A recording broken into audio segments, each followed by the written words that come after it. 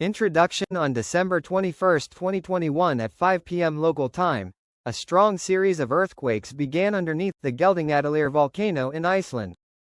This volcano had famously erupted for 6 months from March to September of 2021, so it was a pleasant surprise to see the volcano seemingly reactivate.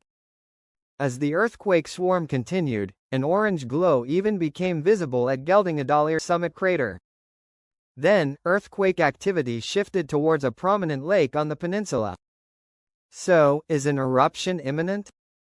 How shallow is the magma at? This video will answer these two questions and discuss the ongoing unrest. Warning: before I begin, I want to remind my audience that at this time the Krasuvik volcanic system, which Geldingadalir is a part of, is at an orange alert. It is thus recommended that you stay at least 2 kilometers away, if not further, from its center while seismic activity continues. At depth, the series of 19,000 earthquakes occurred due to the intrusion of a large dike of magma underlying the Geldingadalir volcano. This swarm started at around 12 kilometers depth and quickly progressed to a depth of around 6 kilometers, where some of the magma moved in a horizontal manner along a similar orientation as what occurred before the March 2021 eruption. Over the next several days, magma continued to get shallower and shallower, until it seemingly stopped at a depth of 2 kilometers beneath the volcano. Although earlier earthquake swarms occurred towards the southwest representing other stalled intrusions, the shallowest of the group occurred just slightly northeast of Geldingadalir. Orange glow. Due to the abundant shallow magma, an orange glow became visible at Geldingadalir's main crater.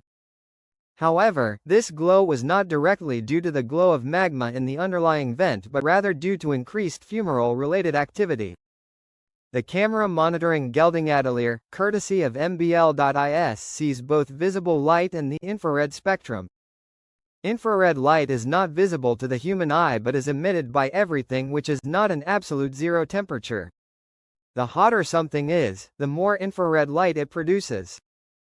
Thus, the underlying magma has caused increased heat to be released at the fumaroles of Geldingadalir, which is what the camera is spotting.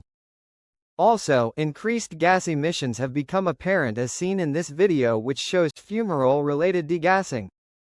The pattern and amount of uplift surrounding this volcano is currently near identical to what was seen in March of 2021. Although, since December 27, ground deformation has dramatically decreased, and even reverted slightly in the last 24 hours. This once again is evidence of a stalled intrusion of shallow magma. Although the intrusion of magma has seemingly stopped for now, the fact remains that there is still an incredibly shallow body of magma at a mere 2 kilometers depth.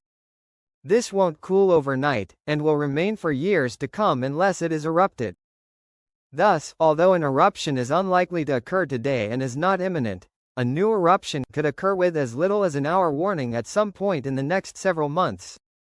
Earthquakes. An eventual eruption of some sort is likely during that time span, which would most likely begin at or northeast of Geldingadalir's main vent. As for why there were hundreds of earthquakes adjacent to a prominent lake on the Reykjanes Peninsula, it was not due to a new intrusion of magma there.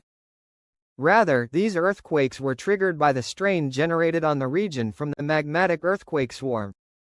Earthquakes around Geldingadalir deformed the land slightly, causing increased strain to the east, which the localized earthquakes are representative of. If you wish to view the datasets and charts referenced in this video, they are regularly updated and linked in the video description.